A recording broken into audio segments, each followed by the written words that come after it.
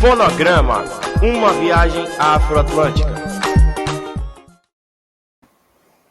Olá, salve, salve a todos. Sou Jorge Dubman, baterista da IFAB, beatmaker, pesquisador musical. Estamos aqui em mais um Fonograma, uma viagem afroatlântica. Um prazer imenso estar mais uma vez com meu irmão de barco. Yeah. Salve, Faia. Salve, Jorge Dubman. Salve, família. Todo mundo que nos assiste. Mais um episódio do Fonograma. E hoje a gente vai receber um convidado, que é um cara muito querido, uma pessoa muito especial.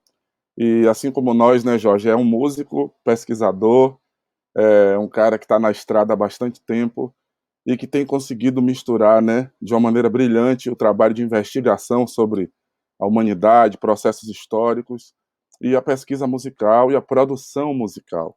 Então hoje a gente vai conversar com ele, né, sobre uma das últimas e interessantes produções que ele tem, que é o projeto Memórias Afro-Atlânticas, né? Eu tenho até o segundo volume aqui impresso para vocês. E hoje a gente vai conversar com o historiador, etnomusicólogo, produtor, músico, nosso querido amigo Cássio Nobre, que vai chegando aí. Audácio. Salve, salve, Cássio. Salve, pessoal. E, Salve, Dubman, Fabrício, Hildo, saudações. E grato pelo convite, viu? E parabéns pela iniciativa. Sempre meu irmão, a gente fundamental trazer essas discussões, viu? É isso aí. Nossa. Feliz demais, Cássio. Você topou. Você que está, né, na Chapada Diamantina, né? O cara que está aí fez todo um movimento para estar com a gente hoje, né? Muito obrigado pela sua disposição também, né? Mas você é um cara do mundo, né, velho? Assim, você é um cara que já rodou o mundo inteiro, né, velho? A música já te levou para um monte de lugares, né? E sua caminhada, Exato. eu acompanho você há muito tempo, né? A gente se conheceu pessoalmente acho que em 2006, né, mais ou menos ali, por volta de 2006. Mas eu vou deixar que você mesmo conte a sua Na época do... história, na época do mestrado, né, e tal. Mas eu Tá saco bem, você como cara. músico, das bandas de rock da década de 90, né, Jorge? A gente já conhece Cássio aí, Com baixista, certeza. guitarrista, cara que acompanhou muita gente. Que massa, velho. É um prazer. Sua presença é fundamental nessa etapa do fonograma, né? Porque hoje a gente vai fazer um programa que é diferente dos outros. A gente não vai falar a rigor somente de discos, mas de gravações, né, que envolvem o universo da pesquisa etnográfica, da etnomusicologia, e a gente entendeu que uma pessoa fundamental para falar e para compartilhar com a gente alguns aprendizados seria você. E a palavra fica contigo. Mas para falar sobre isso, eu queria primeiro que você contasse para a gente quem é Cássio. A gente conhece sua história, mas para o público que está nos assistindo, né, que você falasse um pouco dessa trajetória, como é que a música chegou em você, Cássio? Pô, massa, obrigado e grato mais uma vez em participar aqui do Fonograma. Fabrício, pô, muito antes já daquela época lá que a gente se conheceu lá no mestrado, teve aquela interação entre o CEAL e o programa de pós-graduação de música lá da UFBA, e lá nas aulas com a Ângela, né? Todo aquele momento foi muito rico e interessante. Mas antes disso, muito antes, já desde criança, eu tenho essa vontade de aprender música, essa ligação muito forte com a música. E por que não dizer também uma sede de pesquisador também, né? Sempre foi uma curiosidade que me levou a pesquisar, buscar sonoridades, é, investigar mesmo, né? De onde vinha essas minhas conexões com a música. Eu nasci no Maranhão e minha família é da Paraíba, do interior da Paraíba, e uma outra parte também de Pernambuco, mas acabei nascendo no Maranhão e também morei uma época também da minha infância, morei na Amazônia, e logo já no final da infância eu cheguei na Bahia, e é aí que desperta para mim essa curiosidade pela música, né? Esse momento da chegada na Bahia, no final dos anos 80, e em pleno carnaval, então aquela visão, aquela imagem sonora assim, né, da festa, do carnaval, dos trios, toda aquela musicalidade, né, os blocos afro ali explodindo também naquela época, né? E tomando espaço das rádios e tudo isso. Então chegou muito forte para mim essas sonoridades, assim, algo que eu nunca tinha escutado. E, e, e obviamente que eu já escutava muita música antes, desde criança, músicas estrangeiras, rock, né? Sempre fez parte da minha trajetória escutar rock estrangeiro, nacional também. Então, agora a chegada na Bahia, eu acho que desperta essa vontade de conhecer mais, de tocar, né? E aí eu comecei tocando guitarra, violão, baixo, e logo já fui participando de bandas de rock, né? Da cena dos anos 90 aqui em Salvador, né? E, bom, isso tudo para mim foi uma grande escola, né? Todo esse momento foi uma grande escola, mas nunca deixei de continuar buscando e pesquisando, investigando sonoridades, né? Então, dentro desse universo do rock também, é, é, junto com as bandas que eu participei e também investigando por minha conta própria, solo, fui chegando em outros versos, né, música popular, das culturas populares na Bahia, no Brasil em geral, e daí até chegar assim na necessidade de investigar mais sobre as musicalidades africanas, toda a diáspora musical africana na Bahia. Então isso já chegou também ainda nos anos 90, e foi onde eu conheci, por exemplo, Ângela, num seminário, no final dos anos 90, num seminário que ela estava organizando sobre músicas africanas. Bom, aquilo ali explodiu minha cabeça, assim, óbvio, eu já conhecia muito pouco, muito superficialmente, mas me deu já uma vontade, assim, de aprofundar. E foi quando eu conheci a etnomusicologia, né, que é esse campo, esse universo de pesquisa sobre a música, que dialoga muito com a antropologia, e compartilha assim métodos, né, visões, e busca assim trazer uma visão mais universal da música, né, universal no sentido de entender o lado humano, né, do fazer musical. Então isso me levou a buscar trilhar esse caminho da pesquisa em música, da pesquisa em etnomusicologia, e aí sigo nesse caminho até hoje. Fiz um mestrado naquela época, aí pouco tempo depois eu entrei para o doutorado também, em etnomusicologia, mas a minha graduação é em História, né, como você bem lembrou também, que serviu para mim como uma grande base de humanas e para entender esse olhar, trazer esse olhar humano sobre a música, né, sobre a pesquisa da música.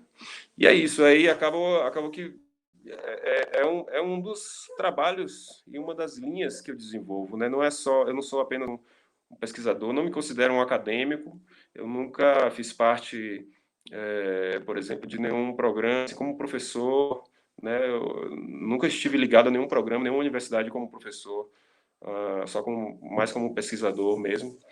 E, ao mesmo tempo, essa pesquisa nutre também os meus trabalhos de produção musical, né, de produção também audiovisual, né, mais recentemente, é outra área que eu venho me dedicando bastante. Então, a pesquisa está aí dialogando com esse universo da produção, universo da criação musical. Então, eu tento equilibrar todas esses universos aí dentro da minha trajetória. Pô, que massa, cara. Muito, muito em sintonia com o propósito da gente e com a história da gente também, né, Dubi? Eu e Jorge nos conhecemos meio que nesse processo, né? Somos duas pessoas com a mesma envergadura, assim, de pensar a música como campo mesmo do conhecimento, né? Como campo que mobiliza as pessoas, e a pesquisa musical colocou a gente junto, e agora a gente está junto no fonograma aqui, que é um pouco esse espaço para conversar sobre essas experiências. Fantástico, Cássio. E aí eu já quero aproveitar, Jorge, fazer uma pergunta para ele aqui, que é a seguinte: antes da gente falar do Memórias Afroatlânticas, eu acompanhei o trabalho anterior, né, que culminou num trabalho, inclusive, musical belíssimo, né?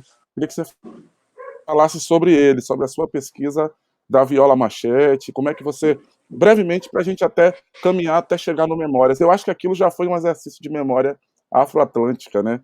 Mas eu queria ouvir, assim, como é que foi essa experiência, cara, que é uma história muito intrigante e é um trabalho belíssimo que você fez. Tanto o trabalho acadêmico, quanto a posteriori o trabalho musical, artístico, né? Exato, bem lembrado. O trabalho de pesquisa sobre a viola, ele já começa, na minha trajetória, já começa antes, né? Ainda nos anos 90. E aí isso me levou a buscando sonoridades no corda, eu comecei a pesquisar diferentes instrumentos de corda, né? E cheguei na viola caipira, né? Viola do interior, a viola brasileira.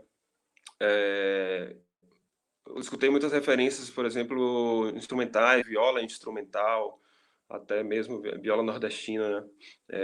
Ou a viola de cantoria também, mas já tinha uma referência sonora, assim, por tudo que a gente convive, né, ouvindo muita rádio, e acompanhando o trabalho de outros artistas da música popular da Bahia, sim, essa referência do que é a sonoridade da viola, né? E como ela é muito presente. A viola, no caso, essa viola de samba, né?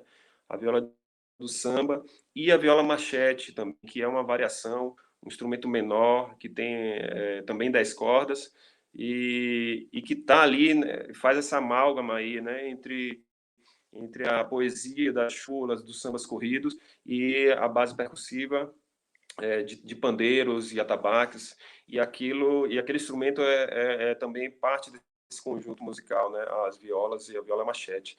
Então, eu já tinha essa referência, mas ainda não conhecia a fundo. Quando, em 2005, o samba de roda foi declarado Patrimônio da Humanidade, né? E eu, acompanhando o processo, tocava com o Raimundo Sodré, por exemplo. Eu já tinha tocado algumas temporadas com ele. Ele já trazia isso no repertório, né? E trazia muito forte o fraseado, né? Todo o fraseado da chula tocada na viola. Eu já reproduzia tudo aquilo no baixo, mas comecei a buscar essa sonoridade trazida pela própria viola. Aí, então, em 2005, eu comecei a pesquisar essa influência desse título, né, de uma instituição do porte da Unesco. O IFAM também já tinha dado como patrimônio cultural brasileiro, né, o samba de roda.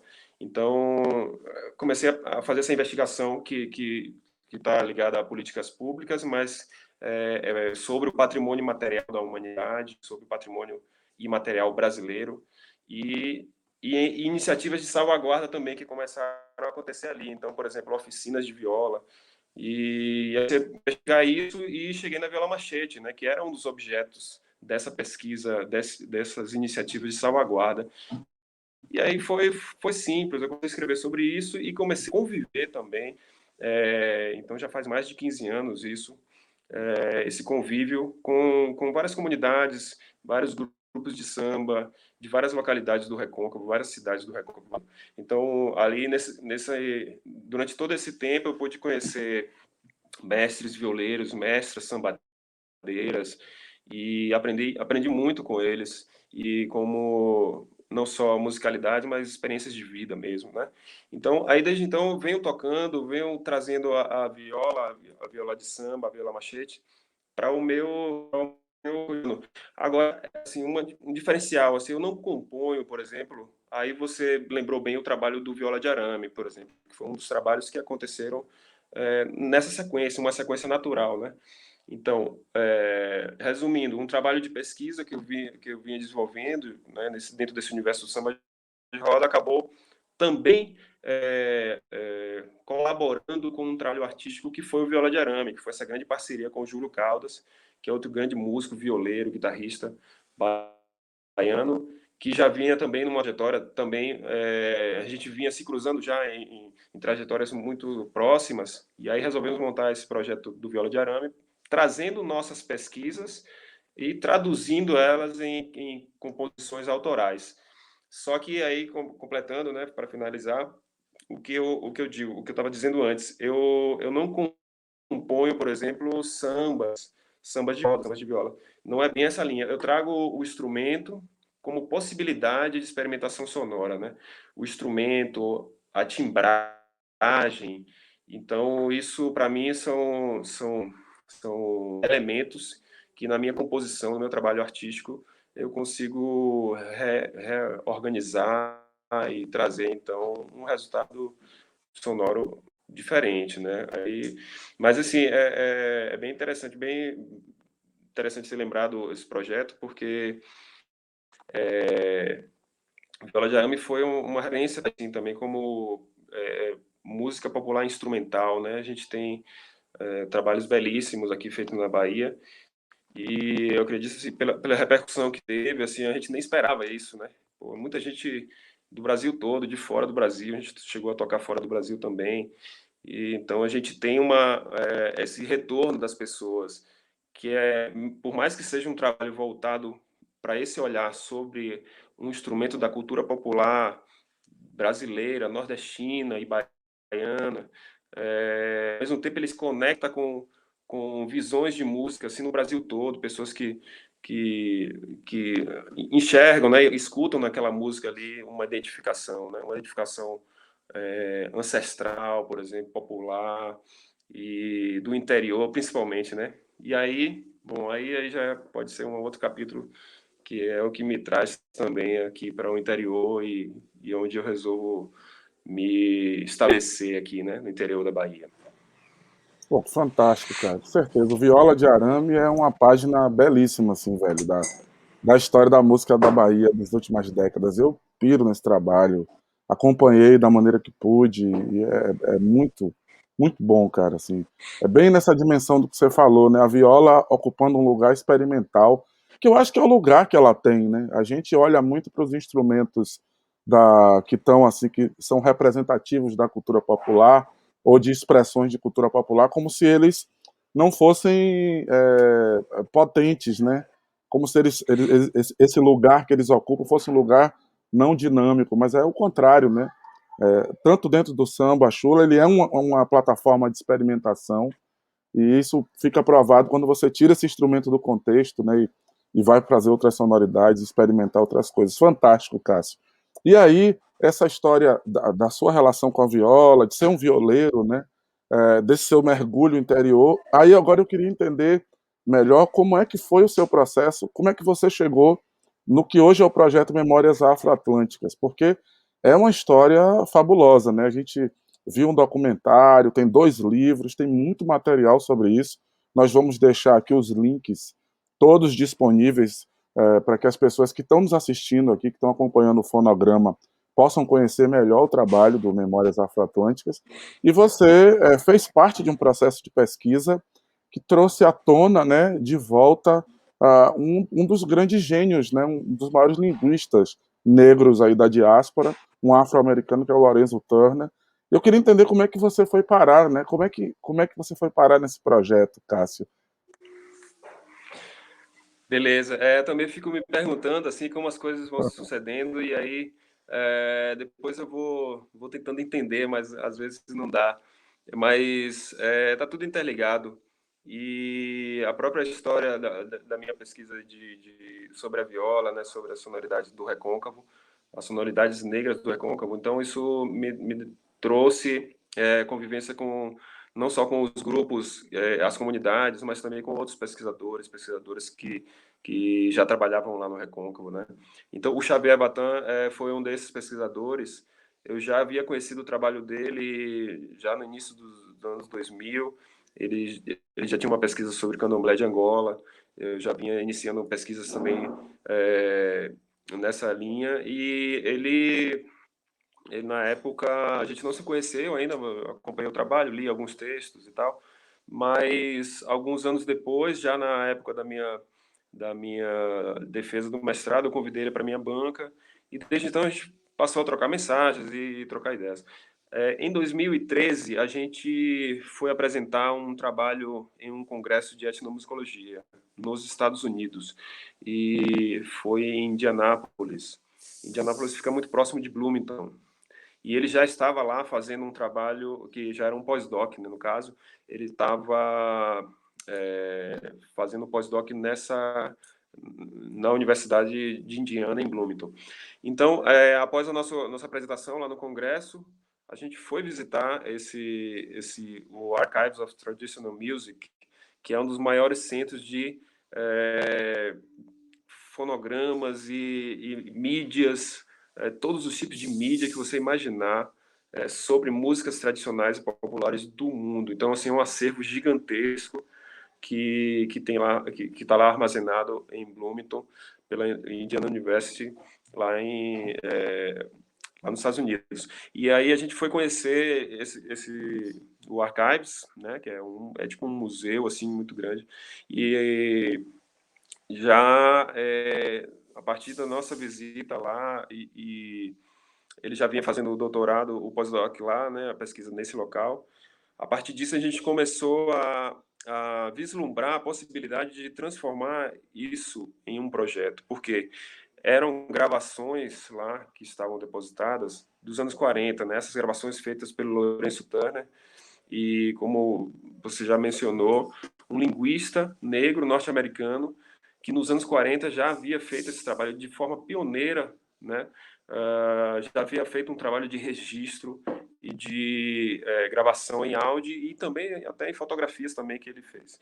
Então isso na nossa concepção assim é uma visão assim muito é até diferente do que outros, né, pesquisadores acadêmicos acabam trilhando, né? Muitas vezes o pesquisador ele acha um material que vai ser a pesquisa da vida dele, então ele vai guardar aquilo como uma coisa preciosa que só ele vai conhecer os meandros de como acessar aquele material e para que, claro, isso seja algo de uma vida, de uma trajetória de vida acadêmica. É o que a gente não pensava, é o que a gente não pensou e eu acho que é o que a gente continua batalhando contra, certo? Porque a gente também entende que faz parte de uma gama de privilégios nossos, né, enquanto pesquisadores brancos, que a gente tem acesso a esses materiais por causa desses privilégios, né? Então, como então a gente pensar que um material gravado nos terreiros do Gantoá, terreiros Poço Betá, né, de Manoel Falefá, terreiro do Viva Deus, vários terreiros que o Lourenço Turner pesquisou na busca dele por línguas africanas ainda, fonemas africanos ainda falados na Bahia naquela época, dentro do universo dos terreiros. Como a gente pensar que isso seria apenas um material de pesquisa acadêmica, né? Então, a gente foi elaborando, e aí, alguns anos depois, isso já em 2017, a gente apresentou a proposta para o Prêmio Afro e foi contemplado, né? Então a proposta ali já era o projeto Memórias Afroatlânticas, que consistia então basicamente nessa proposta de divulgação desse acervo, né? Então que a gente chama de um repatriamento digital, que é basicamente trazer essas gravações de volta de forma também processada, né? Elas são masterizadas nesse processo e porque elas ainda contêm ainda um ruído, né, da mídia antiga, que são os discos de platina gravados ainda por Turner, né, os originais gravados por ele. Então, nessa conversão, a gente masteriza esse material e disponibiliza ele na internet, então seja na página SoundCloud do projeto, quanto na página YouTube da Coraça, que é a minha empresa produtora, e que a gente disponibiliza esses materiais como álbuns digitais, né? Então, disponíveis para qualquer pessoa ouvir. E aí o projeto inclui também livros, né? Que é onde livros catálogos onde estão impressas as fotografias e conta um pouco dessa história também da passagem do Lourenço Turner pela Bahia e pelos terreiros baianos das várias nações que ele visitou. E mais recentemente a gente também optou por trazer à tona toda essa pesquisa, essa trajetória fantástica e pioneira do Lourenço Turner, em formato audiovisual. Então, daí veio a proposta, já com o prêmio Rumos Itaú Cultural de 2017-18, de produzir o documentário Memórias Afroatlânticas. E esse documentário, na verdade, ele se desdobra em outros já, né, que já é um projeto que já é contemplado pelo edital Bahia na Tela, com o Verba Dancini, e esse outro projeto, esse outro filme, ele vai ser exibido na TV. Ele está em fase de produção, com muita dificuldade por conta da pandemia, e vale dizer também por conta das dificuldades de diálogo com o governo federal através da Ancine. Vale ressaltar isso, né? Imagino. Claro. Isso, então, a gente está ainda com essa dificuldade de concluir a produção desse outro filme, mas vai acontecer e vai ser um filme voltado para a TV e que vai dialogar, assim, a gente vai trazer um pouco desse olhar e trazer um pouco e mostrar, né, um pouco como essas gravações elas ainda são pertinentes hoje em dia, né? Mesmo quase 80 anos depois, não só pela manutenção da tradição, mas como um exemplo de salvaguarda, né, de memória, que eu acho que a memória acho que é um dos maiores elementos assim de resistência, né?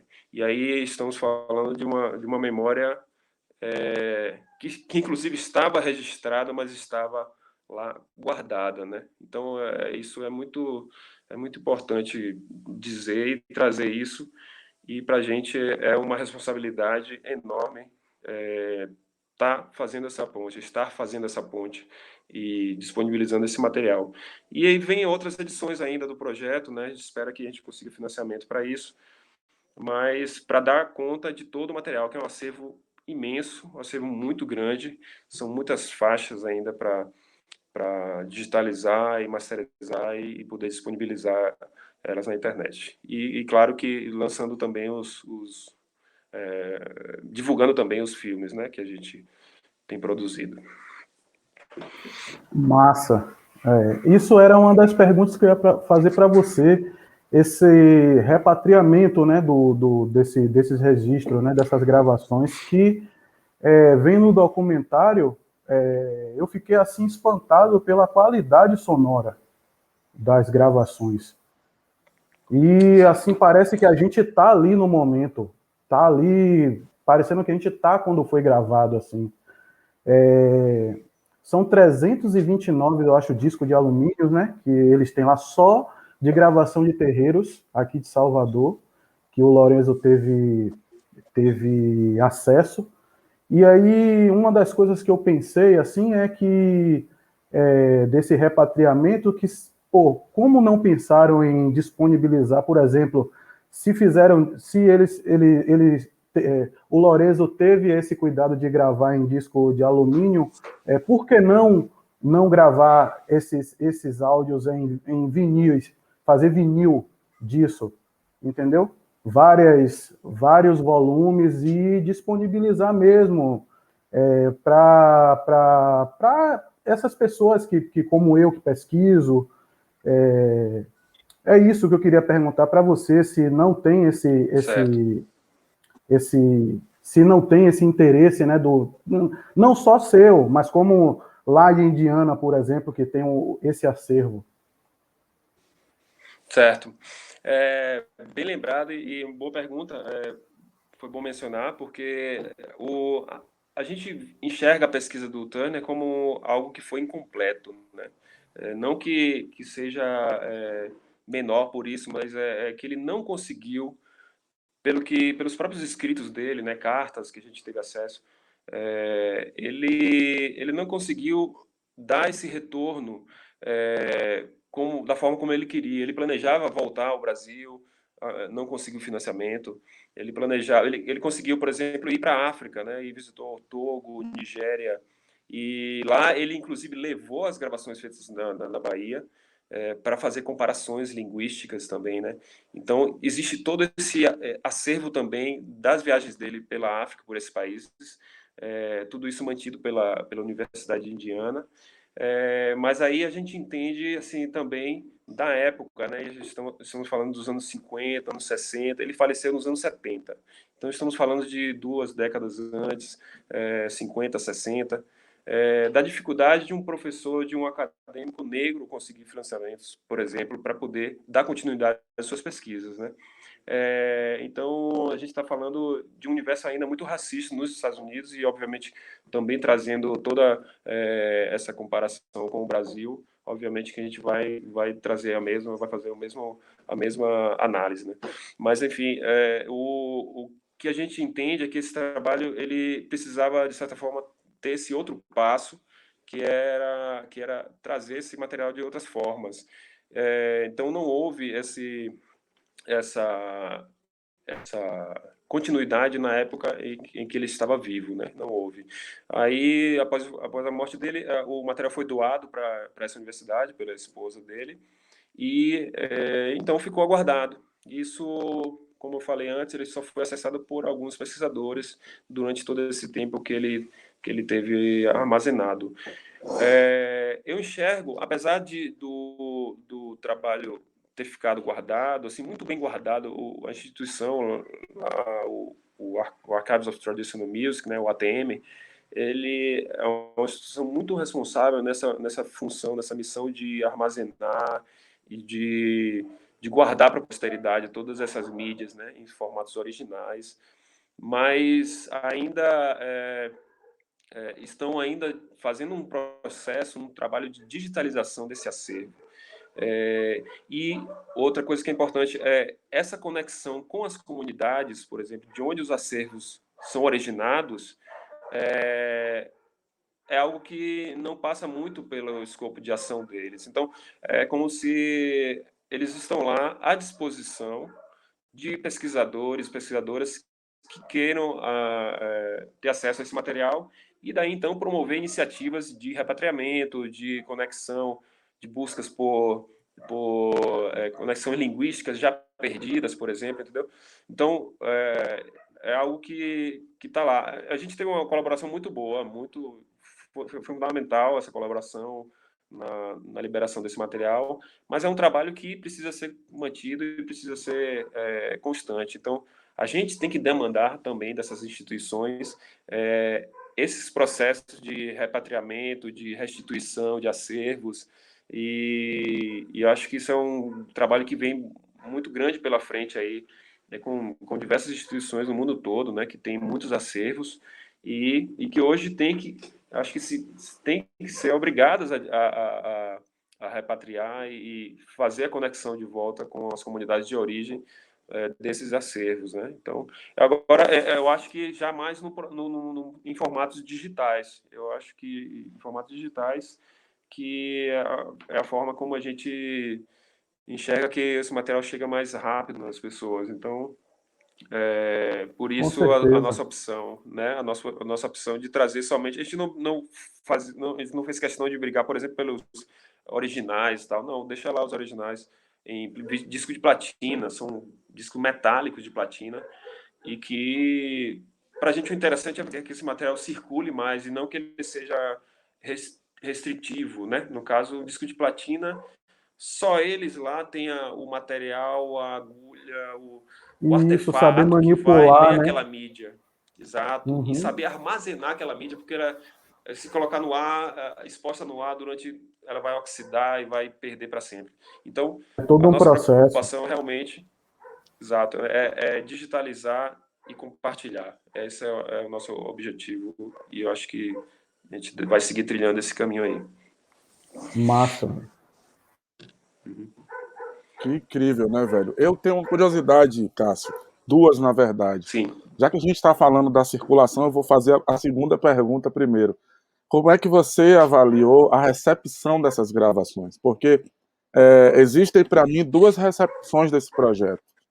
No meu olhar, tem a recepção do projeto propriamente, porque é fantástico, né? A gente segue no Instagram. E outra coisa, para quem é de candomblé, a recepção das gravações. Quando isso começa a chegar, eu queria que você falasse um pouco sobre isso. Como é que foi como é que tem sido a percepção de você da recepção dessas gravações? Que sentimentos, que emoções elas têm movimentado? Porque o documentário, e a gente vai, mais uma vez, depois eu vou perguntar sobre o documentário, mas o documentário que é fantástico, fantástico, a gente teve o privilégio de assistir, né, Dubi? E a oportunidade de assistir, e assim, o documentário fala um pouco dessa experiência, mas eu queria ouvir de você, né? Como é que tem sido essa receptividade das gravações repatriadas em formato digital? Muito bem. O documentário ele mostra trechos dessas reações, né? Porque ainda na etapa de pesquisa, eu visitei vários terreiros também, o Xavier também lá no Recôncavo, eu aqui em Salvador, quer dizer, lá em Salvador, né? E aí, e já mostrando as gravações, olha, o seu pai, a sua mãe gravou isso aqui nos anos 40 e tal. Então isso já gerava uma emoção assim, muito forte. E aí na visão a gente escreveu o roteiro, né? O Xavier é um roteiro que é baseado na pesquisa, mas a gente escreveu e eu fiz questão de colocar assim apontamentos como esse, né? De trazer essa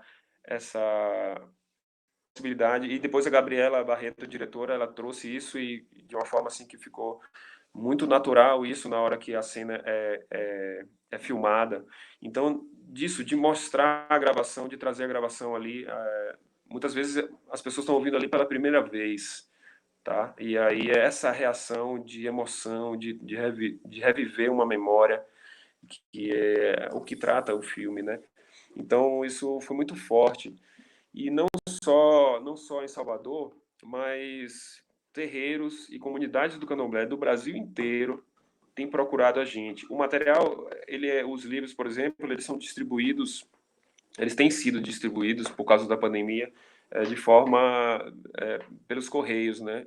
Então não era exatamente o nosso objetivo. A gente tinha planejado fazer visitas em uma série de terreiros e nessas visitas exibir o filme e distribuir os materiais e apresentar as gravações também para diversos terreiros de diversas nações.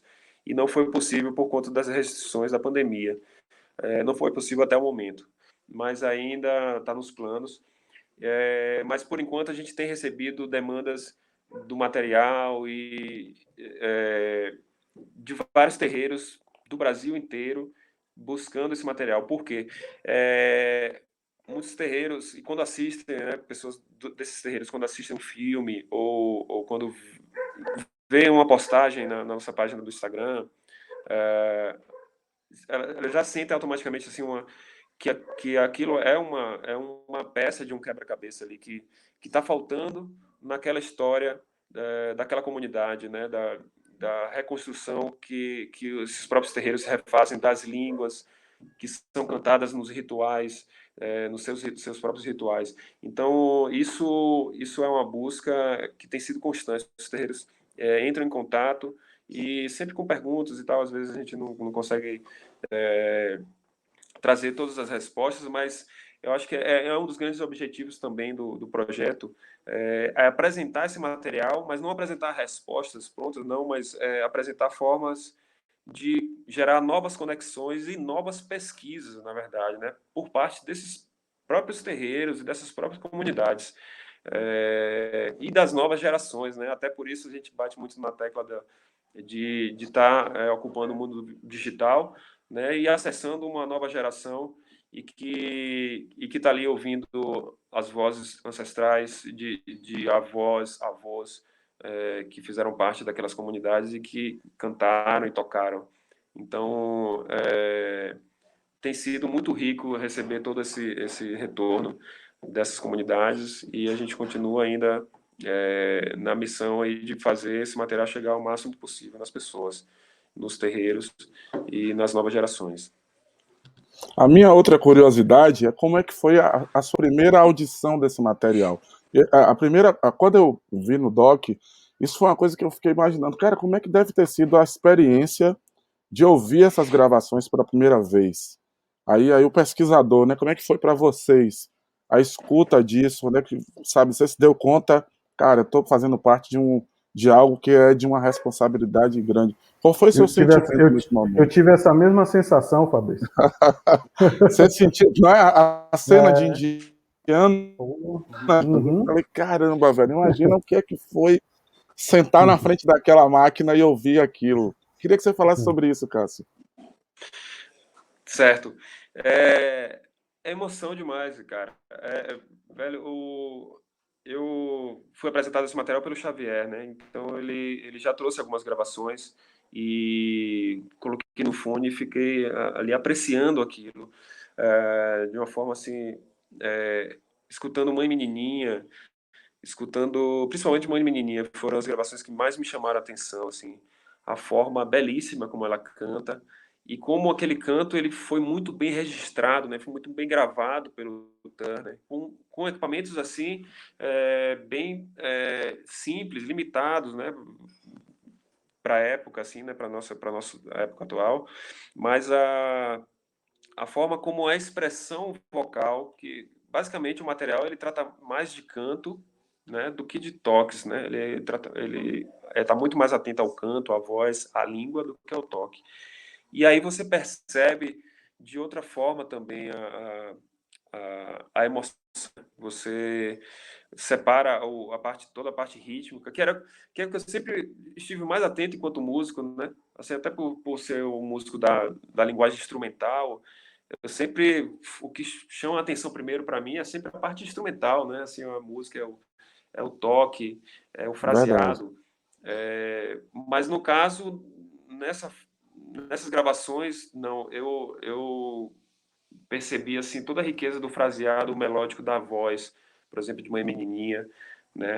E aí e a facilidade com que ela se expressava em Yorubá ou mesmo em Fon, né? Língua das nações Jeje, né? Tronco linguístico das nações Jeje. Então essa visão de que é um universo muito maior, um universo linguístico e cultural muito maior do que o que a gente imagina, né? Um universo que ainda existe, né? Ainda está presente, pode não ter essas conexões mais, né, do uso habitual das línguas africanas, que são línguas tonais, né, muitas vezes, né, como é o caso do Yorubá, línguas tonais, e, e que tem ali, na própria forma de falar a língua, você tem desenhos melódicos ali. Então, tudo essa junção assim, de entender, de ouvir a voz, o canto ali naquelas gravações e perceber de forma melódica ali, de uma forma muito bem nítida, né? O áudio bem perceptível. A partir dessa percepção também do Turner de gravar aquilo com uma qualidade assim muito boa, aquilo foi emocionante, né? Muito bom, muito rico. Eu continuo me emocionando. Aí na segunda etapa de pesquisa, né? Quando a gente voltou lá em 2019, a gente voltou para fazer imagens lá, fazer entrevistas, a gente fez conexões com comunidades Gullah, que tem muita influência ainda, que ainda na língua ainda trazem muitos fonemas de línguas africanas e que vivem ao sul dos Estados Unidos, e fizemos ainda mais uma nova busca dentro desse acervo Turner. E aí havia gravações também que eu nunca tinha escutado, por exemplo, o Mestre Bimba tocando berimbau e indicando os toques, né, explicando, agora eu vou tocar o toque tal. Isso também durante a mesma leva de pesquisa de Turner, né, em 1940, 41. Então, novamente, assim, eu fui me emocionando e sentindo essa responsabilidade, né, como você bem mencionou, né, de ser apresentado esse material e, ao mesmo tempo, ter a responsabilidade e o respeito, né, de trazer e repatriar e divulgar esse material. Pô, eu acho isso é demais, principalmente é tão maravilhoso e ao mesmo tempo é espiritual, né? Tipo, você vê ali Mãe Menininha que nunca foi na África, por exemplo, falando fluente Yorubá, como o próprio Manuel Falefá, que falava Fon, né? Que é uma língua oriunda do Benin, e também falava outras, né? Cantava Isso. em outras línguas também, né? E, pô, isso é demais. Eu fiquei curioso, assim, como assim? Quando eu falo do espiritual, é isso, porque como essas pessoas aprenderam a falar essas línguas? Entendeu? Assim, fluente. Foi uma coisa que eu fiquei intrigado, assim, vendo o documentário, sabe? Eu fiquei, pô, velho, como assim? Como é espiritual mesmo, sabe? Então isso me intrigou muito, essa parte da linguística. Uhum. Exato. É espiritual e é de resistência também, não resistência espiritual e cultural. Isso. A Mãe Menininha, ela né, são gerações, né? Gerações dentro de uma comunidade matriarcal ali que preserva e guarda muito bem esse conhecimento, toda a tradição linguística. O Manuel Falaifa, ele teve a oportunidade de ir para a África. Ele trabalhou, se não me engano, como marinheiro, e ele teve a oportunidade de ir para alguns países, Nigéria e Togo, se não me engano, Benin, não tenho certeza, mas ele circulou e nessas viagens ele aprendeu, né? Aprendeu mais do que o que a tradição já mantém, né? Então, existe esse universo que está ali dentro da tradição e existe o universo que que é o da língua corrente, né, nos países, né, onde ela é falada correntemente. E eu acho que ainda existe realmente, como você bem lembrou, esse universo espiritual, né? Tem um momento do filme que o Esmeralda Emetério Filho, né, o Tatazinho, que é nosso conhecido querido Xuxuca, lá do terreiro Tumanjussara, ele fala sobre a linguagem dos caboclos. Então, nessas cerimônias, né, na cerimônia de caboclo, eles falam línguas que muitas vezes as pessoas ali não sabem identificar Não quais línguas compreende, são. eu lembro dessa Então, parte. é total, é uma conexão total com o mundo espiritual, né? De onde surgem essas linguagens e essa simbologia toda, né? Então, é isso, é muito rico e muito emocionante toda vez que a gente se depara com esses materiais, com as gravações. Essa dimensão espiritual, em particular, me emocionou muito no trabalho como um todo, né? Porque é um projeto de memória que culmina no DOC, mas tem as gravações, eu acompanho com muito cuidado já há bastante tempo. Inclusive, essa é uma das razões, né, para nós aqui, para mim, para meu parceiro Jorge Dobimento ter convidado você, Cássio, porque a gente acompanha esse trabalho, né?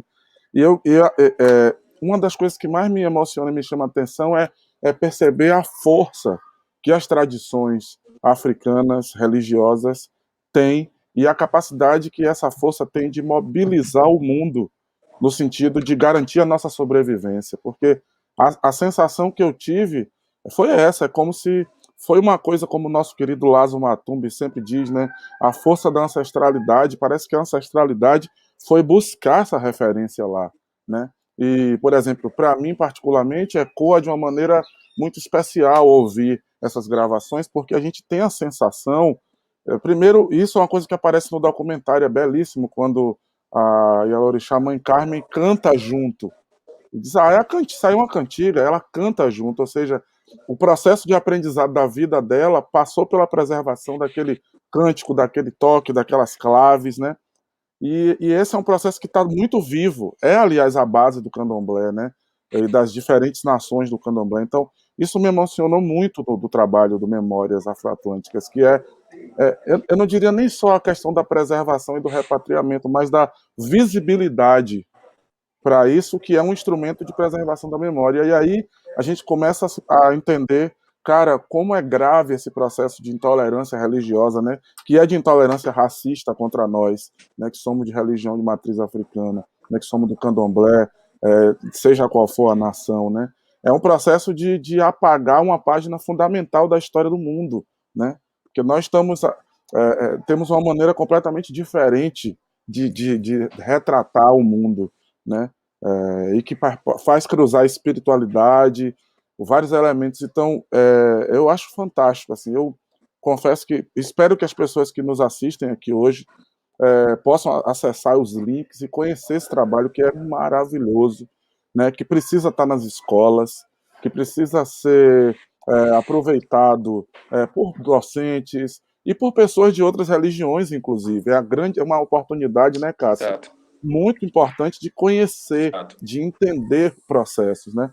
E aí, meu irmão, queria lhe perguntar sobre os desdobramentos atuais, né? Qual é a etapa que o Afroatlânticas está agora, né? Eu tenho acompanhado fragmentos de vídeos muito interessantes na internet e aí já está acontecendo uma coisa muito bonita que a gente já começa a receber esses vídeos agora. Eu lembro quando eu recebi a primeira vez o link dessas gravações sabe, de um ebome que mandou, disse, olha, escute isso aqui, que é Mãe Menininha cantando em 1940. Agora a gente já está recebendo esses pequenos vídeos do Memórias Afro-Atlânticas 2, e isso já está deixando todo mundo muito curioso. Eu queria que você falasse um pouco desse estado atual do projeto e quais são os próximos passos. Muito bem, muito bem. Excelente o que você falou antes, viu? E aí concordo plenamente. E falando do estado atual do projeto, o nosso projeto em andamento é esse segundo documentário, que é um documentário que ele tem uma duração um pouco menor, ele não chega a ser um longa-metragem, ele tem 52 minutos, mas ele vai ser exibido em TVs públicas, né? É, não é exatamente a continuidade do filme anterior, mas ele trata da mesma temática, né, que é toda essa trajetória do Tânia na Bahia, como ele gerou esses materiais gravados, fotografados, mas principalmente, e aí pegando o gancho do seu comentário anterior, principalmente pegando o gancho da relação entre memória e identidade, né? Se a gente não tem esse cuidado com a memória, qual é a nossa construção de identidade na atualidade, né? Em momento tão crítico de racismo, de intolerância religiosa. E aí, eu acredito que o filme traz um pouco isso através de imagens musicais, né? Talvez ele não vai, a gente está montando ainda, né? Ainda não tem todo o material finalizado, captado, mas eu acredito que ele vai seguir essa linha de qual o legado que a música pode, né? Como a música pode contribuir para esse legado musical, esse legado da memória sonora. Então, por isso a gente tem feito essas entrevistas, que são entrevistas que geram também material ali quase como videoclipes, né? Entrevistas que acabam gerando esses vídeos musicais e que por ali só, assim, tem toda a parte da entrevista, da informação que é trazida pela entrevista, mas tem a informação musical sonora, que é essa carga identitária, né, que vem diretamente da diáspora africana na Bahia, no Brasil, e isso é falado através da música somente. Então, isso é muito lindo. São trechos do filme que estão sendo exibidos, né, em pílulas, pequenos trechos desse videoclipe, com grupos que estão fazendo parte da filmagem. Então, foi uma forma que a Gabriela, a diretora, achou assim de já divulgar isso, né? De uma forma já para chamar atenção para o projeto também, né, para o filme, para o próximo lançamento, e trazer também um trabalho belíssimo dessas pessoas que estão contribuindo musicalmente para o filme, né? São, por exemplos como o trabalho de Mônica Millet, Gabi Guedes, o Júnior Pacapim, os Irmãos Um Coro, lá da Federação, também todo o trabalho musical da Vanessa, do Felipe, o Ícaro, o Kainan do Gege, que estão, e o pessoal do Gege Nagô lá de Cachoeira, né? E que participam do filme de forma musical, né? Trazendo a sua fala através dos sons, né? E não só através dos depoimentos. Então, a gente vai, em breve, finalizar essa produção e daí lançar. Esse material, gerado em forma de pequenos videoclipes, ele pode circular de forma independente, né? É uma das possibilidades que a gente tem enxergado. E isso acho que diz muito sobre o projeto, né? Diz muito sobre as nossas intenções com o projeto. E de não ser, aí eu vou discordar de você, assim, na sua pergunta, no seu comentário anterior, de não ser assim, acho que o projeto ele não é um carro-chefe em si mesmo. Eu acho que o projeto ele tem ainda, eu falei isso um pouco antes, tem essa intenção, tem esse objetivo de gerar novos desdobramentos por fora, né? Não partindo da gente, né? Da equipe do projeto, mas gerar novas pesquisas, né? E que esse material gere outras pesquisas e gere interesse de que sejam feitas outras pesquisas dentro desse universo, né? Do universo das línguas, do universo dos toques, dos cantos sagrados e isso, acho que esse é o grande objetivo e não ser exatamente o projeto ser o foco, o holofote, entende? Acho que eu partilho mais desse pensamento. Fantástico, fantástico. A gente sente isso nessa segunda etapa, acho que parece muito mais expressivamente, né? Acho até uma sacada que tem genial, essa coisa de trazer a contribuição musical. Recentemente saiu uma matéria, né, num jornal de circulação em Salvador sobre isso, né? Até não sei se a matéria traduz exatamente o objetivo, que é falar de contribuições dos candomblés para a música na Bahia. Mas aí você usou essa expressão imagem sonora, né? E essas pílulas têm trazido essas imagens sonoras e têm jogado a gente para uma segunda reflexão, né? Que é da importância, sim, dessas matrizes para a construção da música e para a gravação de novos fonogramas, novas formas. Fantástico isso, cara. Eu fico Exato, feliz exato. demais assim de poder compartilhar através do programa, né, do fonograma aqui, que é essa nossa plataforma de lançamento de reflexões, né? E espero que as pessoas que estão nos assistindo curtam e se interessem, se sintam motivadas a pesquisar e conhecer mais o Memórias e os desdobramentos que o Memórias Afroatlânticas tem proposto também, né? Porque, particularmente, uma coisa, Cássio, que tem me chamado a atenção nessas pílulas agora, no 2, a primeira coisa que a gente sente ali é vontade de conhecer as pessoas que estão fazendo, né? Porque o Instagram tem aquele recurso, né, que você... Então ali você já clica no Irmãos no Coro e já vai descobrindo que tem uma história enorme ali atrás, né, no Geis Exato, Nagô. exato. Isso eu entendo quando você fala dessa ideia do projeto não ser o holofote. Eu acho que isso para mim está bem... inclusive bem louvável pensar dessa maneira. E é diferente, né? Porque nem sempre o campo da pesquisa acadêmica se coloca desse jeito, né? Muito pelo contrário. Mas enfim, cara, Pois feliz bem. demais com essa entrevista, por você estar compartilhando com a gente tanta informação bacana, tanta curiosidade. Igualmente. E, poxa, fora que você é um cara queridíssimo, né? Uma pessoa que a gente gosta demais e espero que a gente consiga conversar mais vezes sobre esses desdobramentos, né? Os links vão aparecer aí na descrição aqui no YouTube. E é legal falar também, né, Dub, da playlist, né?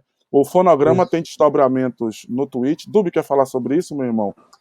Não, pode ser. No o programa a gente disponibiliza uma playlist, geralmente com a temática do fonograma, via Twitch. E desse programa, eu e Fabrício, a gente faz meio que um processo de produção de uma música, né? Baseado na entrevista. E o que eu queria falar era Maravilha, maravilha. que é muito importante essa repatriação desse material por 70 anos, né? Desconhecido para a gente e para várias outras pessoas também.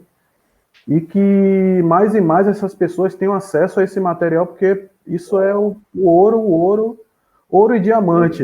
É um elo, é um elo achado, né? Agora não é É mais perdido. verdade.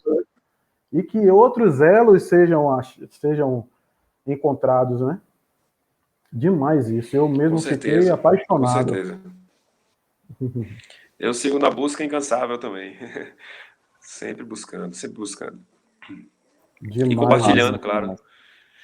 Isso. Massa. Eu agradeço a vocês pelo convite, mais uma vez. É um prazer estar com vocês aqui e trazendo essas temáticas, trazendo um pouco dessa experiência. E sinto saudade de ver vocês tocando aí ao vivo, viu, nos palcos. É verdade. Eu sou A fã. gente também. Quero ver, assim que possível, presencialmente. Pô, com Pô, certeza, meu irmão. É isso. Vai ser lindo isso. Muito obrigado, gente. Hoje a demais. gente Com conversou aqui certeza, com com o nosso certeza. queridíssimo Cássio Nobre, meu irmão. Muito obrigado por essa entrevista hoje. Essa é mais uma edição do Fonograma, uma viagem afro-atlântica. Esse é um projeto que, na primeira temporada, tem apoio da Lei Aldir Blanc. E, claro, nós construímos todo esse trabalho aqui com uma equipe que tem sido uma irmandade fabulosa, que conta com Bárbara Falcon na produção executiva, com Hildo Rodrigues aqui no suporte, na assessoria digital, no StreamYard, com Céu Bacelar na produção de conteúdo, na comunicação, com o nosso queridíssimo Tiago Ribeiro na identidade visual, eu, Fabrício Mota, Jorge WB, meu irmão aqui ao lado, apresentando e construindo a proposta do programa, e vocês, que são as pessoas que nos assistem, que são o elo principal aqui dessa cadeia, que divulgam, que mandam mensagens muito bonitas para a gente aqui no inbox, fortalecendo essa proposta de produzir música, mas produzir conhecimento sobre música também. Então, essa é mais uma edição. Cássio, muito obrigado. Roda a vinheta, Fonograma, uma viagem afro-atlântica. Até mais.